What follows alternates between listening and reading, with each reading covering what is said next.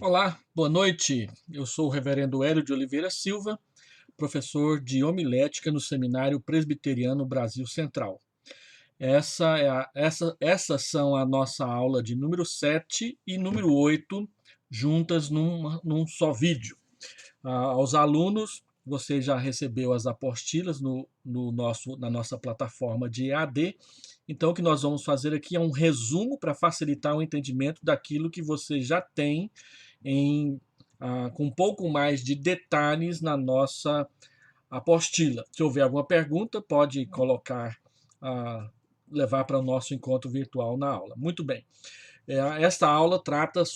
Essas duas aulas tratam sobre a composição do sermão.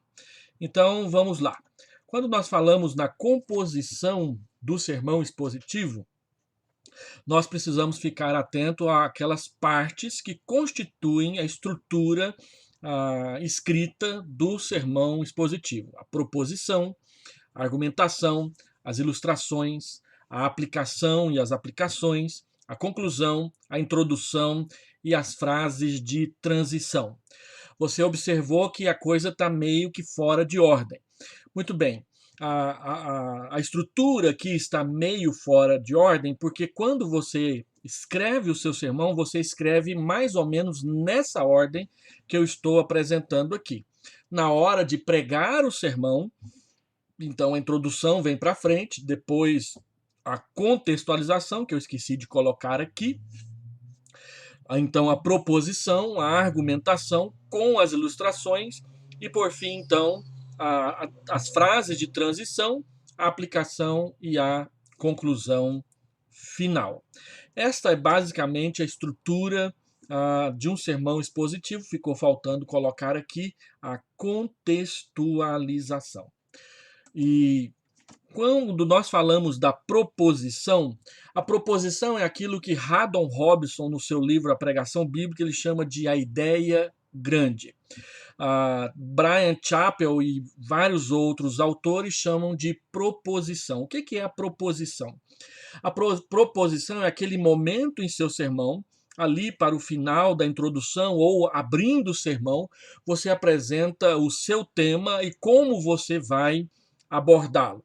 Geralmente nós fazemos uma introdução e no final da introdução, como transição entre a introdução e a contextualização e a argumentação, nós apresentamos a proposição.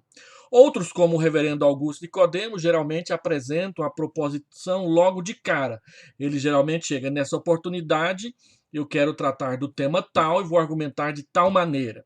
E aí ele passa a apresentar o seu sermão. Como que é a proposição? A fórmula da proposição, segundo é proposto no Bryan Chapell e outros livros, é a seguinte: AT mais ST mais PC é igual a proposição. AT é a afirmação teológica. ST é a sentença de transição. E PC é a palavra-chave. Como que eu monto a proposição? Primeiro, eu preciso entender que a proposição tem uma afirmação doutrinária ou uma afirmação teológica, AT. No tema do seu sermão e na apresentação dele, você deve demonstrar qual é a doutrina que está embutida e que você vai explicar para as pessoas. Então, a frase principal da proposição, que deve ser uma frase só e curta, ela é uma sentença, ela é uma afirmação doutrinária, é o ensino do texto que você está passando. Você deve transformar o tema descoberto, a ideia grande do Haddon Robinson, no esboço em uma afirmação doutrinária completa, mas que resuma o conteúdo do texto que você vai expor. Na pregação, esta afirmação será uma declaração, algo que você vai falar, que intitula e resume todo o seu sermão e que mostra claramente à igreja, à congregação, aos ouvintes, sobre o que você pretende falar. O Bryan Chapell levanta a questão de que A proposição pode ser explícita, você declara ela prontamente diante dos seus ouvintes, ou ela é implícita, você não a declara diretamente, mas conduz as pessoas a chegarem até ela durante a argumentação do sermão. Eu, particularmente, prefiro que a proposição seja explícita, por causa de clareza. Se você apresenta uma proposição implícita, as pessoas ficam perguntando sobre o que ele está falando o sermão quase inteiro, e só no final é que elas vão chegar à conclusão do que você está tratando. Agora, quando você apresenta a proposição explícita, você já conduz e já coloca as pessoas dentro do programa do estudo indutivo, de uma abordagem indutiva ao texto. De preferência, a proposição explícita. Bryan Chapell argumenta no seu livro Pregação Cristocêntrica que a proposição implícita ela é melhor trabalhada quando você é um pregador mais experiente, que não é o caso da maioria de vocês, alunos do primeiro ano de um seminário. Embora alguns de vocês já tenham experiência com a pregação, nem todos têm uma experiência com profundidade com pregação expositiva. Daí eu acho e penso que você deve pensar em proposição implícita somente mais adiante, quando você já estiver bem firme na apresentação de uma pregação expositiva. Segundo, a proposição ela tem uma sentença de transição. Numa frase, ela afirma a doutrina do texto. Numa outra frase de transição, ela mostra como será argumentado esse assunto. Então, em segundo lugar, ela tem uma sentença de transição que nós chamamos de ST. A sentença de transição é uma frase desafiante que estabelece a ligação entre a introdução e a contextualização e o corpo do sermão, que é a argumentação. A sentença de transição é exatamente a frase que mostra quantos argumentos você vai utilizar. Usando o Salmo 100 como exemplo, você chega à conclusão de que um tema para o Salmo 100 é adoração com gratidão. Então, qual que é a minha afirmação doutrinária? Adoração com gratidão. Como que eu vou tratar de adoração com gratidão? Nessa manhã, nessa noite, nessa oportunidade, eu quero apresentar o tema adoração com gratidão em 4 argumentos. Então, a expressão em 4 argumentos é a ST, a sentença de transição. Terceiro lugar, a proposição ela tem na sua composição uma palavra-chave, a PC. A palavra-chave é aquela que vai aparecer em todos os argumentos. Então, digamos que o nosso tema do Salmo 100 seja adorar com gratidão. E aí você coloca, adorar com gratidão é celebrar ao Senhor com júbilo. Segundo, adorar com gratidão é servir ao Senhor com alegria. Terceiro, adorar com gratidão é apresentar-se diante dele. Quarto, adorar com gratidão é bendizer o seu nome com ações de graça. Então, a expressão adorar com gratidão se torna a palavra-chave. Pode ser uma palavra ou pode ser uma expressão. Você pode, por exemplo, falar assim, o que é adoração no Salmo 100? Adorar é celebrar com júbilo. Adorar é servir com alegria. Adorar é saber quem é Deus. Adorar é render graças ao Senhor a cada oportunidade. Então, adorar é a palavra-chave. Mas pode ser uma palavra que não aparece no título ou na sentença, na afirmação doutrinária. Por exemplo, existem 4 tipos de forma de adorar com gratidão. O primeiro tipo é celebrar com júbilo. O segundo tipo é servir com alegria. O terceiro tipo é... Não ficou tão bonito aqui esse exemplo, mas só para você ver que exemplos e modelos de palavra-chave eu posso utilizar. Mais adiante eu vou mostrar alguns exemplos para vocês. Então, o que é a proposição? A proposição é uma declaração que você fala, ela é curta, ela ocupa pouco espaço, mas que é a apresentação do tema do seu sermão e como você vai argumentar. no Salmo 100, adorar com gratidão. Nós temos 4 formas aqui no Salmo 100 de adorar com gratidão. Celebrar com júbilo, servir com alegria, saber quem é Deus e render graças ao seu nome. Cada uma dessas frases, que é um argumento do Salmo, é regido por uma palavra-chave e é a forma como você vai argumentar o seu sermão. Essa é a proposição. AT mais ST mais PC é igual proposição. Nós temos material de definição na apostila que foi publicada hoje no nosso EAD. Olha um exemplo. Filemon 4:7, o meu tema é a prática de uma comunhão eficiente. Afirmação teológica, Paulo convida Filemon a vencer a desilusão com os irmãos e exercer uma comunhão eficiente para com ele e Onésimo. Sentença de transição. Esse texto nos ensina 3 princípios, que é a palavra-chave, para praticarmos uma comunhão eficiente. Então eu posso dizer, o primeiro princípio é a comunhão eficiente começa com oração, verso 4 e 5. O segundo princípio é comunhão eficiente deve ser o objetivo da oração, versículo 6. O terceiro princípio é comunhão eficiente produz conforto espiritual, versículo 7. Mas eu posso simplesmente tirar a expressão princípio como palavra-chave e usar a expressão comunhão eficiente como palavra-chave. Então, o que é comunhão eficiente? Comunhão eficiente começa com oração. Comunhão eficiente deve ser o objetivo da oração. Comunhão eficiente produz conforto espiritual e você pode ver esse pequeno esboço comparando com os versículos 4 e 5, depois o versículo 6 e o versículo 7 do texto de Filemon 4-7. Você tem uma afirmação teológica, que nesse caso aqui é um sermão que eu prego de vez em quando.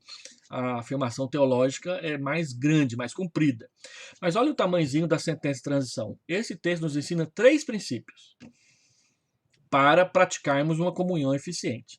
Então, a proposição é você apresentando o tema e dizendo como você vai argumentar de forma explícita para ajudar o seu ouvinte a acompanhar o seu raciocínio e, quem sabe, até copiar o seu sermão. Com o advento da internet, fica tudo gravado, as pessoas não têm tido mais o trabalho de ficar copiando o sermão em cadernetas, em papelzinhos lá no culto. Andando mais um pouco, aqui nós falamos da proposição. A outra parte que constitui a composição do sermão é a argumentação. A argumentação é aquilo que, a grosso modo, nós chamamos de divisões principais do sermão. Quantas divisões teve o sermão do pastor? 3, 4, 5? 2. Então, as divisões principais do sermão são as argumentações ou os argumentos que são apresentados para provar e para demonstrar o tema da passagem escolhida. Então, a argumentação são as afirmações do texto que comprovam o ensino proposto no seu tema. É esta argumentação que deverá levar os ouvintes à obediência ao ensino do texto. E aí, nós temos o exemplo do Salmo 100. A nossa proposição aqui. Deus espera que saibamos o que é adorá-lo, a fim de experimentarmos e mantermos uma comunhão mais íntima com ele. Este salmo, de forma muito poética, declara-nos em 4 afirmações o que é adorar a Deus. Então, a palavra-chave aqui, eu não coloquei ali, é adorar é. Adorar é celebrar ao Senhor. Adorar, em segundo lugar, é servir ao Senhor, versículo 2. Em terceiro, adorar é saber que o Senhor é Deus, versículo 3. E quarto, adorar é render graças ao Senhor. Para compor a argumentação, a Bryan Chapell nos incentiva a usar o esquema explicar, ilustrar, aplicar. Você sempre explica primeiro, ilustra e, por fim, aplica. Você faz pequenas aplicações no decorrer do sermão e, no final, na minha opinião, faça uma aplicação geral para a igreja toda como corpo de Cristo que é pastoreada por você. Então, observe como que nós podemos trabalhar o Salmo 100. Adorar, é o primeiro argumento, é celebrar ao Senhor. Explique o significado do termo celebrar. O que é celebrar? Então você vai fazer uma exegese, você vai procurar dicionários bíblicos, introduções bíblicas, qual que é o sentido da palavra celebrar no Antigo Testamento, no que ela se aplica. Conte uma ilustração a respeito, se você achar necessário. E, por fim, aplique aos ouvintes como celebramos ao Senhor. Lembre-se de fazer isso com equilíbrio e praticidade, a fim de não ficar repetitivo e redundante ao mesmo tempo. Vamos para o argumento 2. As frases subordinadas e as auxiliares, os subtópicos. Como eu falei, as frases principais, elas apresentam o argumento principal. As frases secundárias ou as expressões secundárias, elas nos ajudam a fazer os subtópicos. Observe que no subtópico você pode usar palavras da própria frase principal e então os complementos que sempre vêm depois de uma preposição ou depois de uma conjunção ou até mesmo dentro de uma pontuação. O nosso segundo argumento é adorar é servir ao Senhor, versículo 2. Então, o primeiro subtópico é o que é servir? Lembrando das perguntas dialógicas que eu coloco aí no nosso PowerPoint em vermelho. O que é servir? Letra B, servir com alegria. Então, como que eu vou servir? Vou servir com alegria. Eu vou servir com cântico. Como que eu devo servir? Com cântico. E aí você estuda a estrutura do Salmo e descobre que aqui nós temos um paralelismo sinônimo, onde a palavra alegria e a palavra cântico, elas estão em paralelo, o que quer dizer que são sinônimas aí dentro do texto. Então, adorar com alegria é cantar na presença de Deus. E aí você pode contar uma ilustração. Eu coloquei um exemplo aqui. A reforma do século XVI reintroduziu na liturgia da igreja o canto congregacional. Na época da reforma, apenas os corais cantavam. E aí Lutero reintroduziu o cântico congregacional, levando a igreja a cantar. Martin Bucer, quando visitou a igreja que Calvino pastoreava em Estrasburgo, ele ficou maravilhado de ver como que a igreja que Calvino pastoreava cantava e cantavam todos juntos com alegria. Ilustração da expressão servir ao Senhor com cântico do Salmo. Então preste atenção nas perguntas dialógicas. O que? Como? E o como ele é retirado do com, que é uma preposição, palavras que ligam palavras dentro de um texto. Andando um pouquinho mais, como que trabalha então as ilustrações? As ilustrações são exemplificações práticas da verdade ensinada no sermão, na exposição bíblica. São como as janelas de uma casa, já dizia John Stott no seu livro sobre pregação e nos seus artigos sobre pregação. Então, qual a função de uma ilustração? A função de uma ilustração é a mesma função da janela de uma casa, trazer luz de fora para dentro, trazer uma luz de fora do texto para dentro do texto. A ilustração tem o propósito de tornar a frase que você está explicando mais clara. Daí não precisa dizer que as ilustrações devem ser subordinadas ao texto que você está expondo e não uma intromissão de fora que não tenha nada a ver com a mensagem. Seu objetivo é associar o ensino à prática, mostrar como ele se aplica no dia a dia ou como a sua desobediência nos atrapalha no dia a dia das pessoas. Uma questão relacionada a essa, como que eu uso ilustrações? Primeiro, use ilustrações que se encaixam e reforçam o ensino do texto. Não piadinha sem razão de ser. Se usar de humorismo, faça-o de forma a reforçar o ensino do texto. A coisa mais importante em uma ilustração é que ela deve estar em subordinação à mensagem que você está pregando. Segundo, as ilustrações devem ser claras, de forma que seja impossível não compreender o princípio bíblico que ela está ilustrando. Terceiro, as ilustrações devem ser breves. Ilustrações muito longas fazem as pessoas perder o interesse pelo sermão, em vez de aumentar o interesse. Ilustrações longas desviam a atenção dos ouvintes da palavra de Deus para elas mesmas e os seus detalhes. Quarto, não use muitas ilustrações. Uma vez eu vi um sermão de 46 minutos, onde o pastor usou 26 ilustrações. Quem contou as ilustrações não fui eu. Foi um presbítero que estava assentado no templo e, ao ouvir o sermão, ele achou que o pastor estava ilustrando demais, ele começou a contar e, num sermão de 46 minutos, ele usou 26 ilustrações.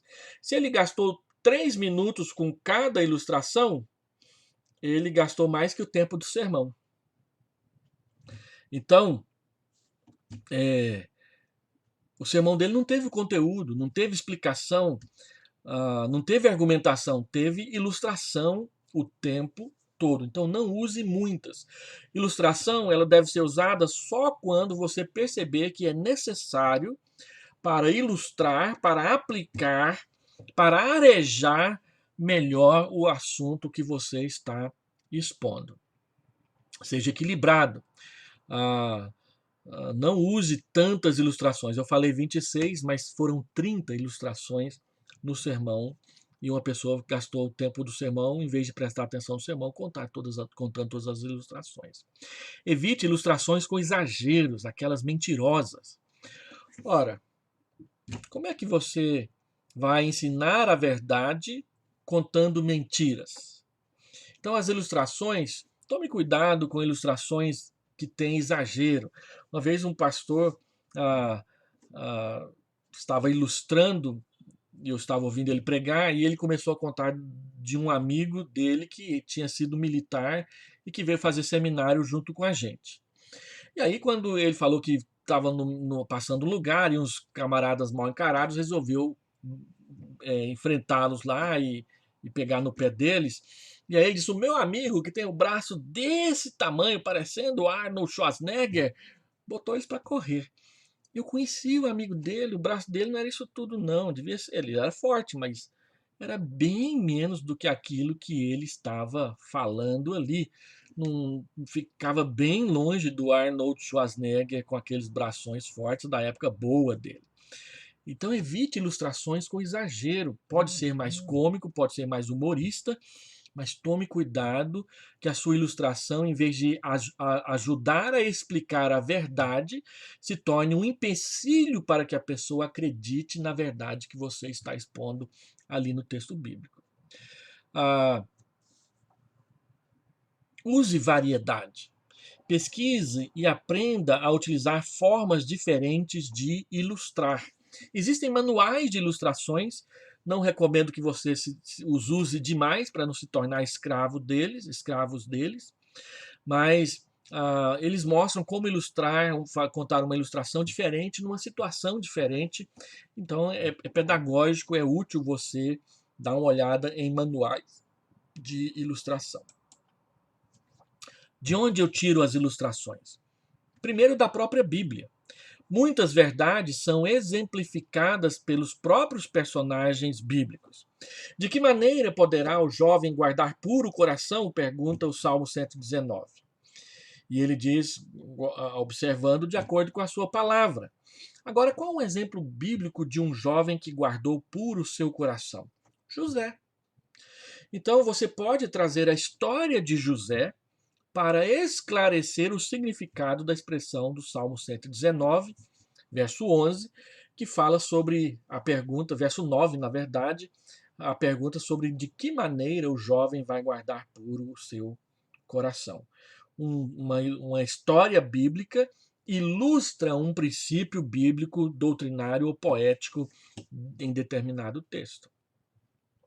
Eu tiro ilustrações dos jornais e revistas, das notícias. Livros que você lê, alguns livros trazem ilustrações interessantes. Uma das ilustrações mais marcantes de um sermão do Dr. Russell Shedd que eu assisti foi quando ele estava pregando sobre o valor do sangue em 1 João, capítulo 1. Ele contou a história de Macbeth, escrita por Shakespeare. E Macbeth, ela participa do assassinato de uma pessoa que poderia vir a ser rei da Inglaterra, e a sua mão fica suja de sangue, então ela começa a sempre ficar esfregando as mãos, porque ela vê a mancha de sangue nas suas mãos, e ela começa a ficar louca, sai mancha, ilustrando a questão da consciência pesada diante do pecado não confessado. E era sobre isso que o Dr. Russell Shedd estava explicando em 1 João, capítulo 1, versículo 9. Se confessarmos os nossos pecados, ele é fiel e justo para nos perdoar os pecados e nos purificar de toda injustiça. E ele então contou a história de Macbeth, e eu nunca esqueci, porque a ilustração foi muito esclarecedora do significado da confissão de pecados ali em 1 João, capítulo 1, versículo 9. Fatos da vida da igreja, e aí você vai tomar a cautela. Geralmente, se você vai contar fatos conhecidos da vida da igreja numa ilustração de sermão, conte os positivos, não conte os negativos, deixe os negativos para outra ocasião, sem citar nomes das pessoas, para que não haja constrangimento de ninguém. Livros de biografias cristãs. Leia biografias, leia a história de Adoniran Judson, leia a história de Hudson Taylor, leia o Diário de Simonton, leia a história de Calvino, leia a história de Ana Idelete de Bury, que foi a esposa de Calvino, ou de Catarina von Bora, que foi a esposa de Lutero, ou de Ana, eu não me lembro o segundo nome dela, que foi a esposa de Zwinglio. E essas biografias cristãs, missionárias, líderes de igreja do passado, elas abrem a nossa mente para muita coisa, além de aquecer o nosso coração com fervor. Uma das ilustrações que jamais saiu da minha memória foi quando o reverendo Mauro Meister ainda era um seminarista do segundo ano no SPBC, foi a Anápolis pregar na reunião da mocidade da qual era presidente, sobre Romanos 12, 1 e 2, e para concluir e aplicar o sermão dele, ele contou a história de Mariana Slocum, uma missionária norte-americana que traduziu a Bíblia ali na região da América Central e do México. E ele contou da consagração dela, e ele contou da dedicação dela, e de quantos anos ela gastou para traduzir a Bíblia para a língua daquele povo ao qual ela foi enviada. Nunca esqueci o nome, nunca esqueci a história, porque a ilustração aplicou aquela mensagem no meu coração. E por último, então, use manuais de ilustrações. Existem vários no mercado e eles são muito interessantes quando você não tem criatividade, quando a memória está ruim, quando você pensa e não acha nenhuma ilustração, vá nos manuais. Um livro que é muito interessante para isso é o livro Até os Confins da Terra, da Ruth Tucker, porque lá no final ela organiza a história de acordo com temas, e aí serve de um manual de ilustrações para você pesquisar e usar no seu sermão. O Até os Confins da Terra é publicado pela Edições Vida Nova e é um livro de biografias missionárias. Já traz esse recurso para ajudar a gente na pregação expositiva. Aplicação. Aqui ficou miudinho demais, mas tudo que está aí está lá na nossa apostila. O que eu quero falar sobre aplicação? Seja seletivo, seja específico, seja pessoal. Quando você está estudando um texto, e você então tira vários ensinamentos dele, no final você deve perguntar como que eu aplico isso? Como que isso funciona na vida das pessoas? E aí você vai selecionar aplicações, certo? Você vai fazer aplicações pessoais e curtas na medida em que você explica, ilustra e aplica o sermão. E lá no final você fará uma espécie de aplicação final, se assim desejar. É uma forma de encerrar o sermão. Eu recomendo fazer aplicações pessoais, na forma de exortações individuais, à medida em que você vai explicando o texto passo a passo no seu sermão. E no final do seu sermão, escolha uma aplicação para cada argumento. Se o seu sermão tem 3 argumentos, então separe uma argumentação para cada um, 3 aplicações. Nós colocamos aqui o Salmo 100. Adorar é celebrar com júbilo. Faça uma aplicação no final sobre como que eu posso celebrar com júbilo. Adorar é servir com alegria. Como que eu posso servir com alegria? Adorar é saber quem o Senhor é. Como que eu posso aprender mais sobre Deus? E adorar é render graças ao seu nome. De que forma eu posso demonstrar gratidão no culto e individualmente para com o meu Senhor? Uma aplicação para cada argumento e torne isso geral. Como que a igreja pode celebrar com júbilo, servir com alegria, ter consciência de quem Deus é, saber quem Deus é e render graças ao seu nome. Se seu sermão tem 2 argumentos, faça 2 aplicações. Se tem 3, faça 3. Se tem 5, faça 5. Ou faça menos.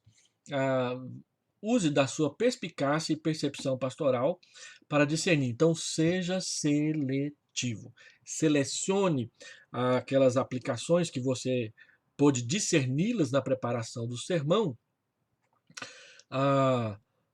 aquelas que você acha que ser mais pertinentes para estes meus ouvintes nessa ocasião. Seja específico, troque o nós e o eles por o eu e você. Então, seja mais específico. O texto fala que nós devemos aprender a pedir perdão. Faça sugestões. Você, marido, peça perdão à sua esposa por ter sido mal educado com ela. Você, pai, peça perdão ao seu filho por ter errado a mão na disciplina do seu filho. Você, filho, peça perdão ao seu pai por não ter arrumado a sua cama quando você levantou de manhã. Seja específico.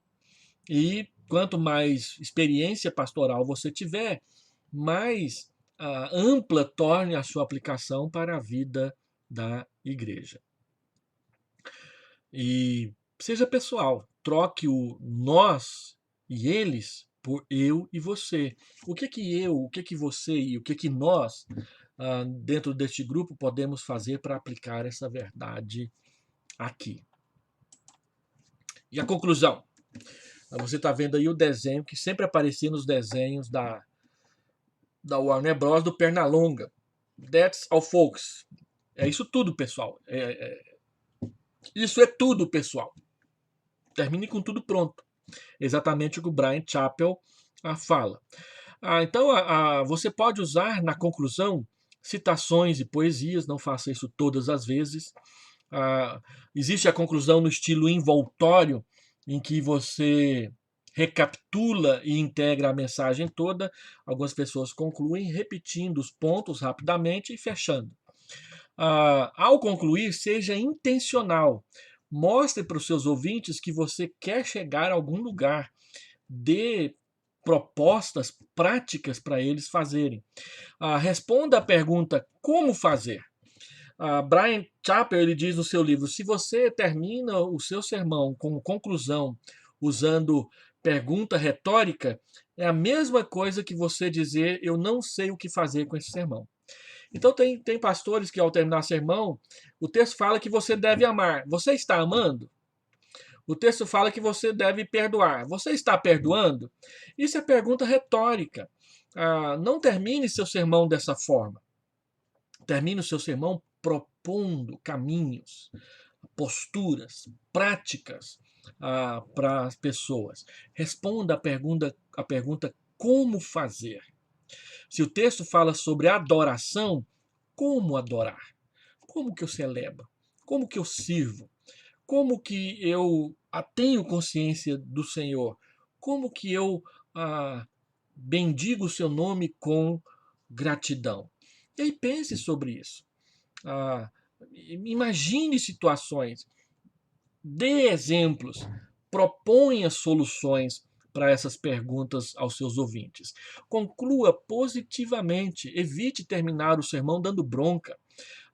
Don Hamann, um pregador que eu ouvi lá no Rio de Janeiro uma vez, ele diz que muitos pastores fazem sermões de ira, fica o tempo todo batendo na igreja, como se a igreja não fizesse nada certo.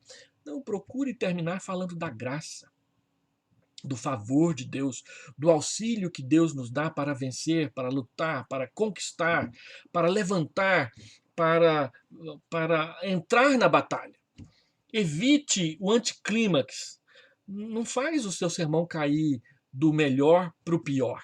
Não, faça o seu sermão subir, subir, subir. Por isso, Bryan Chapell fala: olha, não adianta você ter boa teologia, exegese, hermenêutica, homilética perfeita, saber história da igreja, técnica de comunicação, se na hora de concluir e aplicar você termina negativamente, termina diminuindo o seu sermão. O seu sermão tem que ir crescendo, crescendo, de tal forma que a conclusão e a aplicação seja o ponto alto, que leve as pessoas a se empolgarem com aquela verdade que você está ensinando. E evite, então, perguntas retóricas. Perguntas retóricas matam qualquer sermão no final. Seja positivo, seja intencional. Isso vai trazer um peso de responsabilidade maior sobre as suas costas, mas depois de um tempo a igreja começa a corresponder. Então vamos falar um pouco sobre a introdução. Comece por aqui. O objetivo da introdução é despertar interesse. Você faz uma introdução unicamente para chamar a atenção para o texto e o tema do seu sermão, não para você, o pregador, mas para o texto e o tema do seu sermão. É propósito e objetivo da introdução apresentar o tema da mensagem. Então você introduz para falar sobre o que você está tratando. O que quer dizer que a proposição está acoplada à introdução e à contextualização da mensagem. A introdução ela serve para demonstrar o interesse que você tem por aqueles a quem você está pregando. Se você não faz uma boa introdução, as pessoas acham: esse cara não estava querendo pregar para nós aqui. E prepara para a proposição. A introdução ela é aquele jogar do anzol, do vender o peixe, para que as pessoas, quando chegarem na proposição, elas já estejam ligadas no que você está falando. A introdução é a última coisa que você faz no sermão. Você não faz a introdução e depois faz o sermão para ela. Você faz o sermão e depois você faz a introdução para este sermão. E aí nós temos as frases de transição, que são pontes que nós construímos entre uma parte e outra do sermão. As perguntas dialógicas sempre são úteis para a construção de frases de transição. Frases curtas, que fazem um assunto da contextualização nos remeter para a proposição, que faz a proposição remeter para a argumentação, que faz o primeiro argumento remeter para o segundo argumento. Eles são elos que ligam uma parte do sermão à outra. Eles sinalizam, as frases de transição, elas estabelecem a relação entre as partes da exposição bíblica. Sinaliza o progresso do sermão. Em primeiro lugar, eu quero tratar disso. Em segundo lugar, eu quero tratar daquilo. Como você já tinha dito na proposição que iam ser 3 argumentos, quando você fala em segundo lugar, as pessoas já sabem que ainda vem mais um argumento. E quando você fala em terceiro lugar, elas já sabem que esse é o último e depois é a conclusão com a aplicação. As frases de transição, elas associam tópicos. E elas mostram o que é mais importante no sermão. Eu falo um pouco mais sobre isso na apostila, e vocês têm 11 páginas no livro Pregação Cristocêntrica, do Bryan Chapell, só explicando sobre frases de transição. Você está lendo o livro, isso que eu estou falando aqui é uma breve introdução, mas lá você tem muito mais explicações e exemplos do Bryan Chapell a respeito de como usar e que tipo de frase de transição eu posso usar nesse ou naquele sermão que eu estou fazendo. Quais são os tipos de frases de transição? Tem a pintura de quadros, tem as declarações entrelaçadas, isso tem a ver com aquilo. A pintura de quadros são sempre usadas com ilustrações. As perguntas dialógicas, que nós usamos, por exemplo, no Salmo 100. O que é celebrar? Como celebrar? Quem deve celebrar? A quem celebrar? Em vez de você usar 1, 2, 3, 4, você pode usar as perguntas dialógicas. Se o texto disse isso, agora o que é celebrar? Se celebrar é isso, então como celebrar? Se celebrar é aquilo, quem deve celebrar? Isso são declarações entrelaçadas. E a enumeração, que é o mais comum. Primeiro ponto, segundo ponto, terceiro ponto. Primeiro lugar, segundo lugar, terceiro lugar. Agora, toma cuidado com os subtópicos. Primeiro argumento, parte A. Segundo argumento, parte B. Não, isso é muito quadrado. Faça a coisa mais redonda e não beba Skol para fazer isso, porque senão você vai ficar bêbado. Mas você pode enumerar de forma bem simples, bem tranquila, e usar perguntas dialógicas nos subtópicos. Então, primeiro argumento, segundo argumento, terceiro argumento. Dentro do primeiro argumento, em vez de você falar A, B, C, ou primeiro, segundo, terceiro, porque fica confuso, use perguntas dialógicas. Primeiro argumento, o que é celebrar? Adorar é celebrar ao Senhor. Então, o que é celebrar? Se adorar é celebrar ao Senhor, então a quem devemos celebrar? Ao Senhor.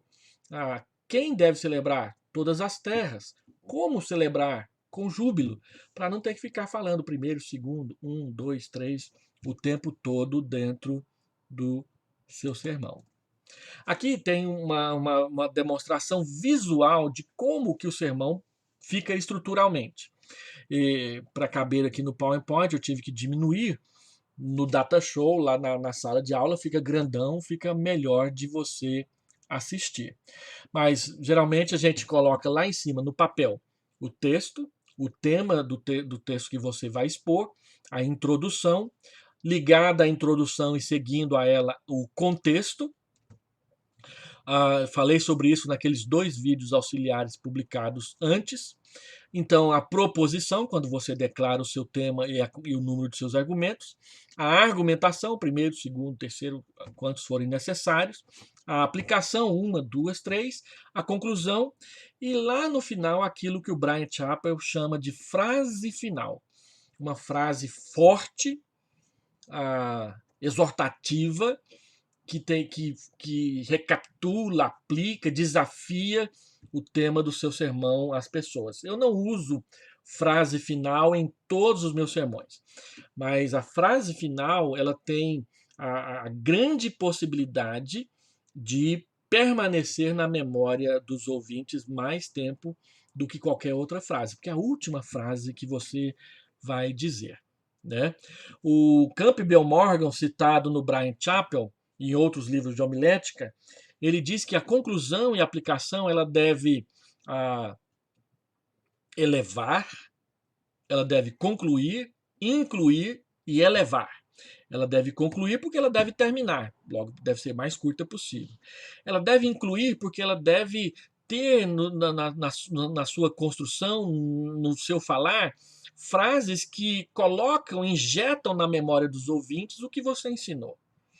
E ela deve elevar, ela deve exortar, animar, incentivar as pessoas a saírem dali querendo praticar aquilo que o texto bíblico ensinou para elas na exposição bíblica. E o último slide, eu tenho um blog. Neste blog eu publico várias pastorais, tem alguns vídeos de sermões que eu prego. Se você sentir vontade e desejo, dá uma passadinha lá. Com o advento de outras mídias, os blogs ficaram meio que relegados ao esquecimento. Mas tem muita coisa boa lá que você pode usar, baixar, copiar, publicar nos seus boletins, desde que você mencione a fonte, por favor. Então, terminando essa aula, nós falamos aqui sobre a composição do sermão. Como que eu construo o sermão? Mais detalhadamente nas apostilas da aula 7 e 8 do nosso curso. E no livro do Bryan Chapell há muita coisa dita a respeito dessa matéria. Deus te abençoe. Até a próxima aula.